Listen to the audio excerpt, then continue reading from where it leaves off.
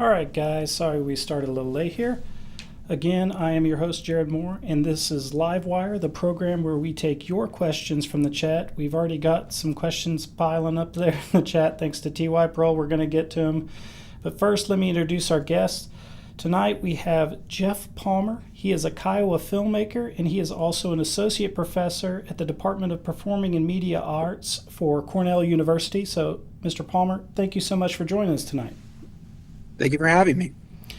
So, I want to tell the guys in the audience how I came across your short film Ghosts. We went to the Circle Cinema premiere for the documentary Bad Press, and it was shown as a short film before the main film started. So tell me about Ghosts and what is it about and how did it happen? Yeah, so I've been wanting to make this film for quite a long time. I'm typically known as a documentary filmmaker. So even though I've made fiction films before in the past, a lot of those films have been unscripted, and they kind of are sort of a hybrid mix between fiction and doc. And this was like the first time that I've ever sat down and worked with a screenwriter, and we fashioned out a story that was based on a true story of these three Kiowa boys that escaped a boarding school in Anadarko, Oklahoma. And I had heard this story when I was younger. You know, my dad told this story to me when I was a child. And so it's always sat in the back of my mind as something that I wanted to explore as a story. And it's happened in different iterations. You know, I think Scott Momaday wrote a story called The Indolent Boys. There was actually a play based on this story. So, and I've done my last feature documentary that I did was on Scott Momaday. So we had talked about it in the process of making that film. So I finally got the opportunity, and I guess it was it's been a couple of summers, summer of 22, that we developed a crew and started casting. And before you know it, there we were, in Oklahoma, filming it. So it happened all really, really fast, and we were really fortunate to be able to make the film. And this film, and if you guys want to check out the trailer to the film, there's a link in the descriptions video, and there's also a link to where you can watch Words from a Bear, the Mr. Momaday, the documentary about him on Amazon Prime, if you want to check that out. We're going to talk about that a little bit later too, but this film features a Kiowa language heavily. What was the screenwriting process like for those two things? Yeah.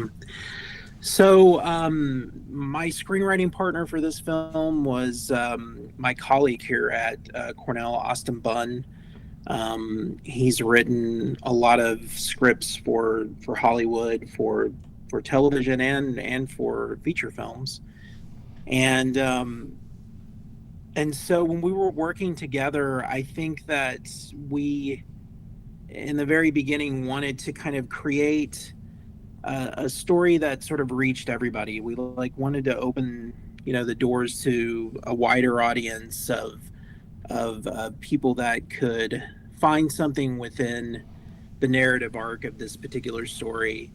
And we were also making a short film. It's not a feature film, so we didn't have a lot of time, and so we considered a lot of angles, of what we would focus on, and the escape from the boarding school seemed to be the best thing dramatically. And when we finished the film, there were a couple of things that happened. So part of it was that I knew Kiowa was going to be in the film. Most of my films have indigenous language, if not all of them, I think. And a good portion of them have Kiowa. So I knew Kiowa was always going to be in the film. So we were working together, at first in English, and then I knew I was going to translate what I wanted to into Kiowa from English. for certain parts. Once the film was completed, I realized that the film had to have some type of almost like expository like entrance. I felt like there needed to be more that needed to be said. We just couldn't just drop you into this film. Like it had to it had to say more. So we begin the film with a Kiowa elder, basically telling you the story as if they were telling you this story during the wintertime, at night. And so we enter with that, and I put in subtitles, instead of having the dominant subtitle be English, the dominant subtitle is all in Kiowa. Mm-hmm. So Yeah. it's got the Kiowa language written, and it's got the English subtitle underneath. We did that purposely. And then by the end of the film, it kind of ends that way, with leaving you with a hanger, which is that, we don't know exactly what happened to these boys, but that story's for another time, and we'll talk about it later. Right. Right. So, Is there plans to continue this short film into a feature, or what's the idea there? yeah, we've finished the feature script, and so we've sent it to several producers. And I mean, the way that Hollywood works is it's always, you can get a lot of feedback, but there's a lot of, I think, gates to go through in terms of people wanting to fund a film like this, because it is a period piece, and it would probably be extremely expensive, I think, to make. So that's one of the first critiques that we got about the film, is like how to pull back on it. Mm-hmm. So we're constantly like in revision mode of like how to tell this story, and what we could do differently. And then the other avenue that we're thinking about is just, maybe it comes out as a graphic novel. We have the script, and we were thinking of maybe fashioning it to work in that particular medium. So there's definitely an extension of this that's going to happen. It depends on who bites first, I think, in terms of that whole journey for it. But the short has had a great journey, for the last year. It's been, doing quite well. And actually, this coming weekend is going to be in Paris, and at a film festival there, a historical fiction film festival. So we're thrilled with the journey it's been on, and where it will go at some point. Absolutely. We've got some questions piled up here. I'm going to try to go through them as quick as I can, so we can, because I also wanted to talk about Words from a Bear. T.Y. Pearl asks, are the parallels between publicly funded sectarian boarding schools and recent horrific adoption of a Catholic public charter school in Oklahomistan something you'd consider exploring in the future? I think he's talking about Oklahoma, Oklahomistan. But is that something you might look at for a sequel or something? I didn't quite get the question. What Well, I think what he's asking is, we had the boarding school period, right? Correct. And there's been things now with charter schools and the curriculum of Oklahoma schools that kind of, we see some certain things, history repeating itself. Is that something that you might consider as a project in the future?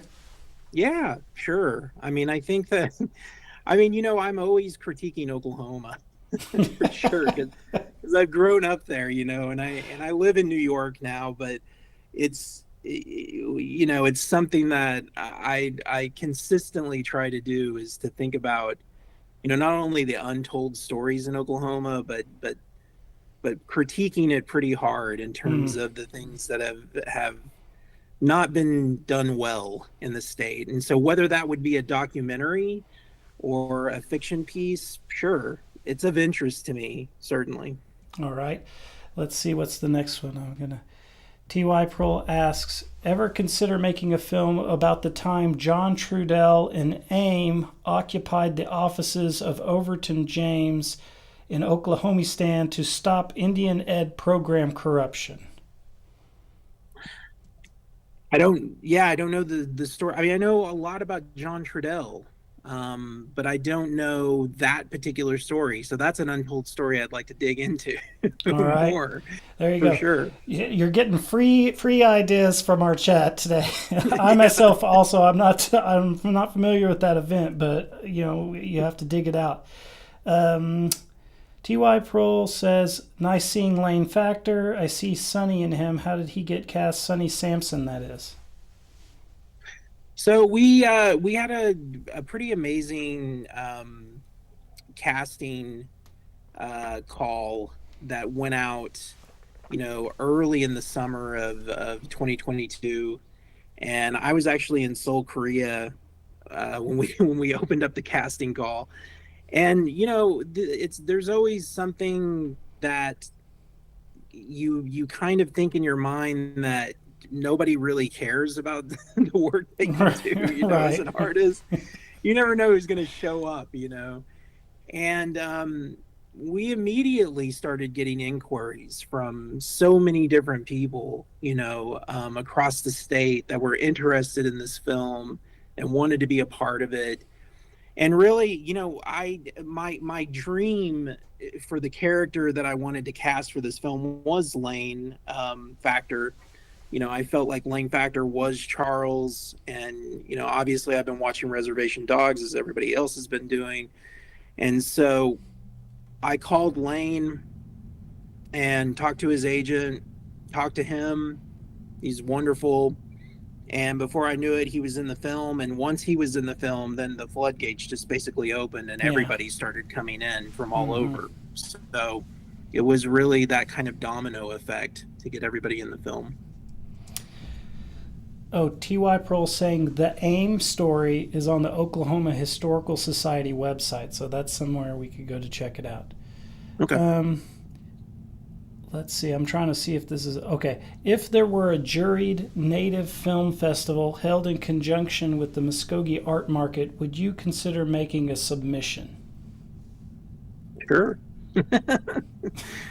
Yeah, I mean, I think the interesting thing about this film is it took an interesting journey. Like it's been at a lot of indigenous film festivals around the world, and I think that that's kind of I think every film has its own, like endurance test that it goes on. And Hmm. some films go through Sundance and they kind of take that route.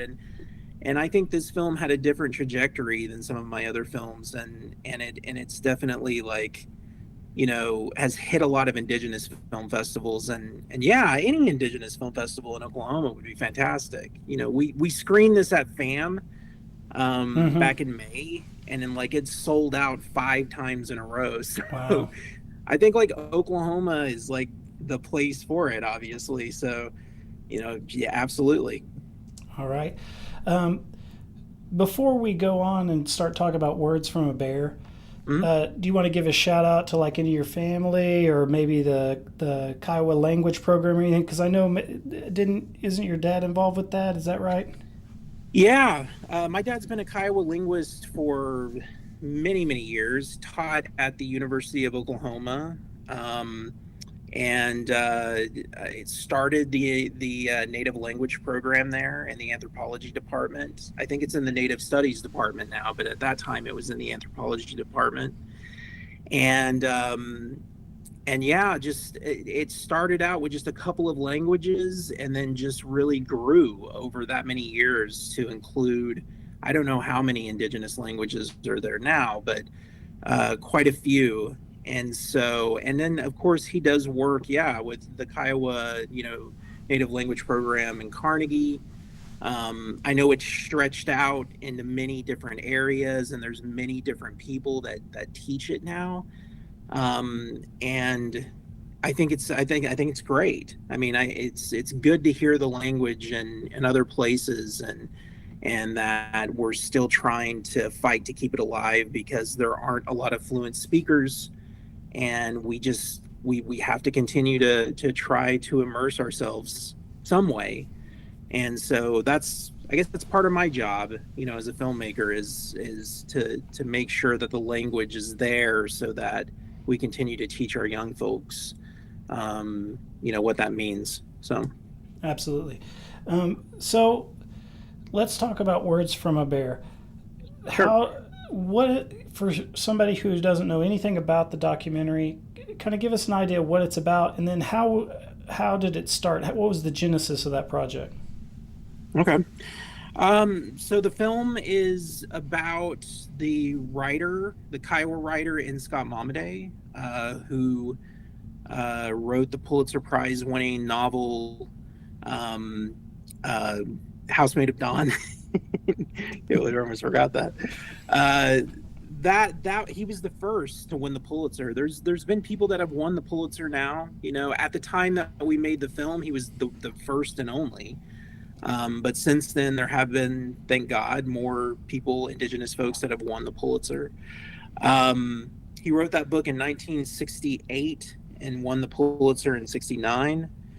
And yeah, it's a story about his life. He has this amazing life, and how it started.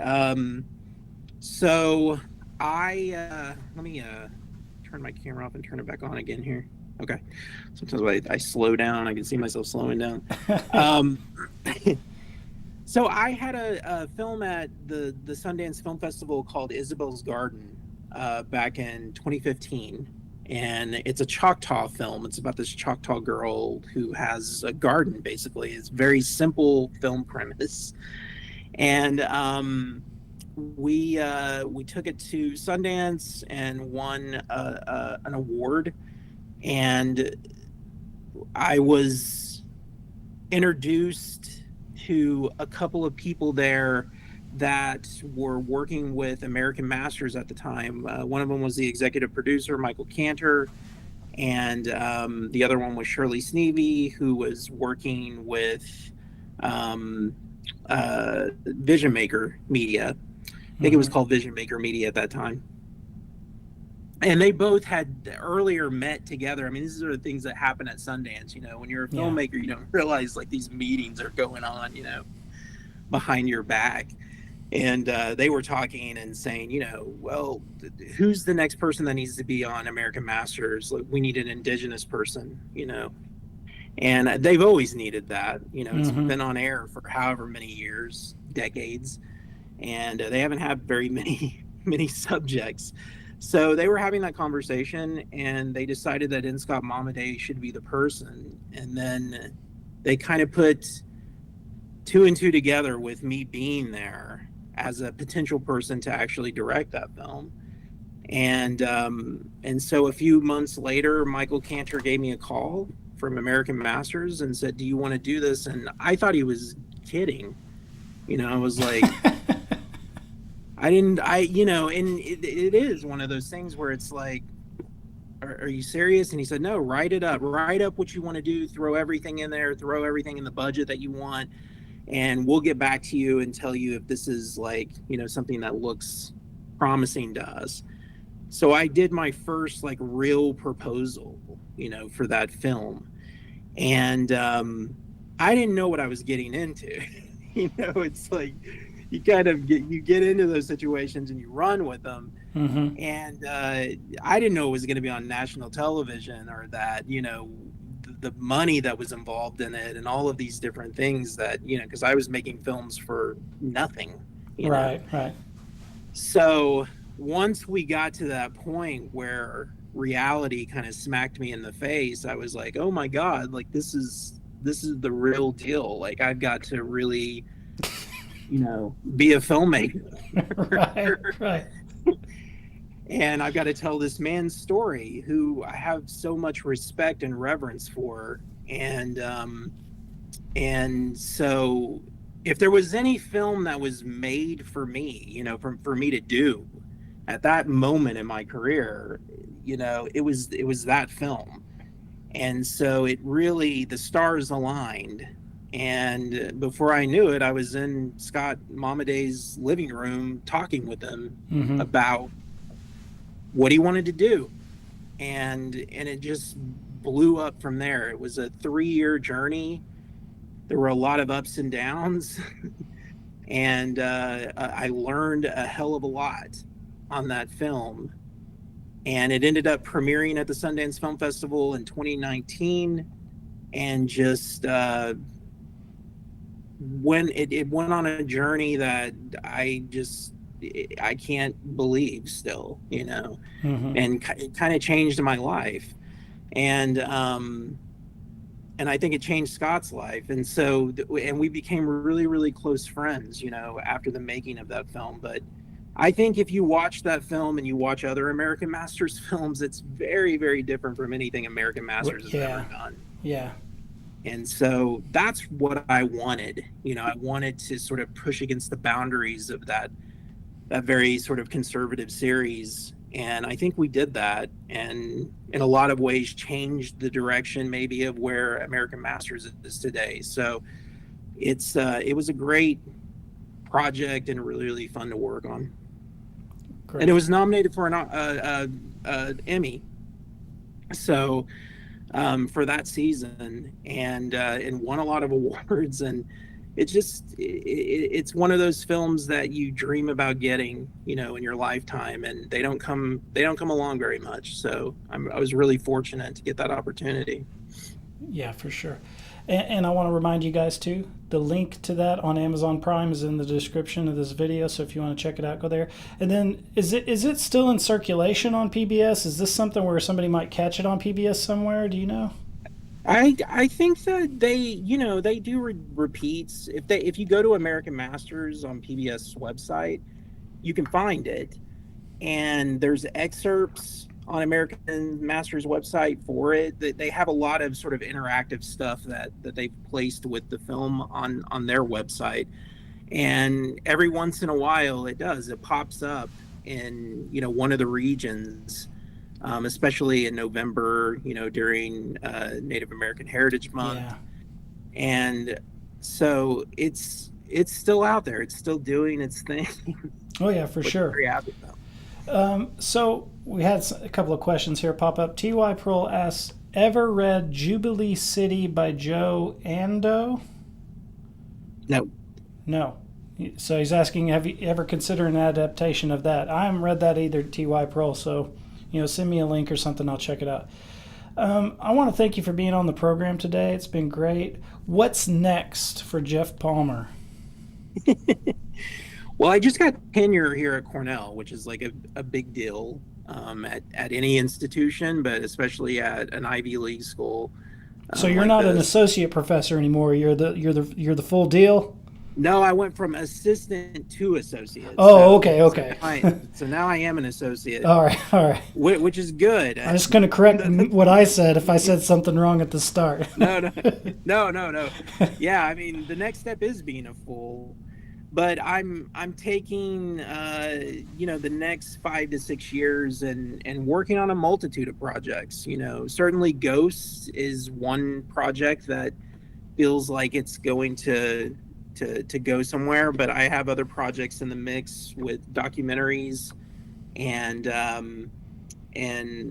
also just trying to get my life settled here in Ithaca and do good work at Cornell, teaching my students, and I come back to Oklahoma occasionally. Like, I'm teaching at Quartz Mountain this coming summer. I was a guest artist last summer, and this summer I'm actually going to teach.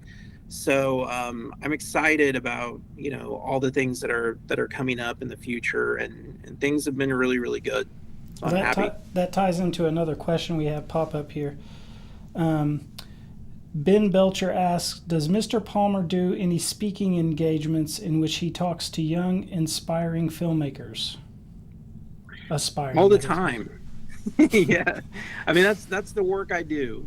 Yeah, I mean, I'm trying. I mean, they're college students most of the time that I'm talking to, and I've worked at several institutions, besides Cornell, including UCO, in Oklahoma. That was where I got my start. And but now, I working with Quartz Mountain, it's interesting to work with, aspiring high school students. But I would love to work with young Indigenous students and like high school students, middle school students, to get them involved in media and get them involved in film.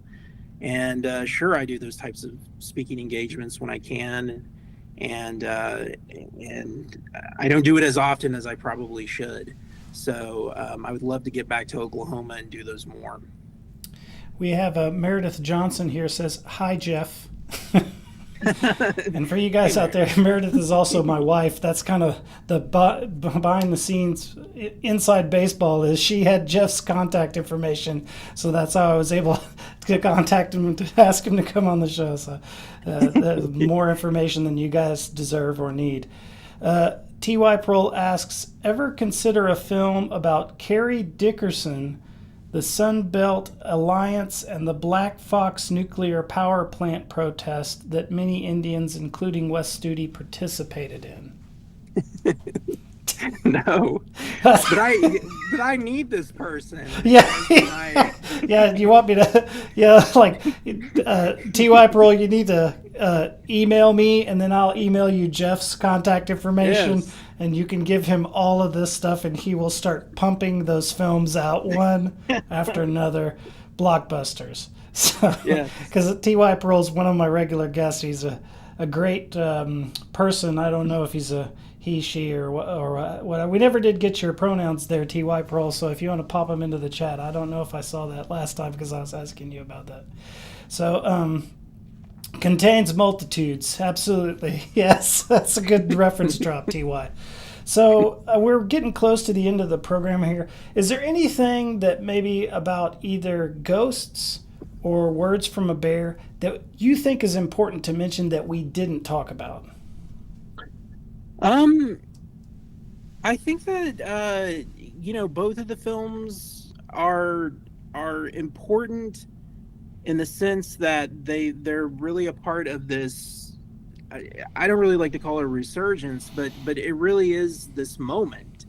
I think for Native filmmakers, that has sort of opened up in the larger spectrum of national television or things that are going on to networks and streaming services and things like that. And it really is this renaissance. And I think Scorsese's film that's coming out, which is a historical adaptation, is even though it isn't a Native person that did the film, it's about our people, and I think that he spent a lot of time working to make it a part of that. But there's also Erica Tremblay's film, Fancy Dance, and the things that Sterling's doing. I can go on and on and on of people that I've been around for many, many years now that we've just been beating the bushes, and finally things are starting to move. And so I'm just happy to be a part of that group of people, and that my films can hopefully be in the same space as all of those, as part of this resurgence that I hope to continues, and we continue to make good work. So Absolutely. Yeah. And I'll agree with all of that 100%. Anything you have going on in the future, sir, feel free, shoot me an email. We'll have you back on to talk about it and check it out. I just want to tell you my opinion. I think Ghosts is a great short. I thought the costumes were great. How the language was handled in the film, to me, really struck a chord with me because of how just we were talking about the Kiowa language was given the prominence and the English was pushed down. And there was even stuff that was subtitled that you probably could have got away with not subtitling. You were subtitling the English in addition to the Kiowa and stuff. So that was a great touch that I thought was put in there that was kind of like a subtle thing that wouldn't have happened if you didn't have an indigenous filmmaker making the film, in my opinion. So, and then I myself have not seen the Words from a Bear yet, but I'm going to check it out for sure. And all the best in the future, sir. Thank you. One more thing I want to say too Sure. is Bad Press is an amazing film, and again, a part of this group of films that are doing great things. So congratulations on that, and I was happy to be a part of that screening. So let's keep in touch. Absolutely. Well, guys, I want to thank you for tuning in today. We're right at 30 minutes almost exactly, so we're right on the scheduled time. I might be doing a Lawyered Up tomorrow, just to give you guys a heads up. There's some stuff going through a committee meeting on Thursday that I think we ought to talk about. And I've got an off-the-record meeting with the Attorney General tomorrow, so we'll see what happens there, guys. But tomorrow evening, if I can do a lawyered up, I'm going to do one. So look forward to that, and I'll see you guys later. Mado, Hadum, Chihichath, Lees.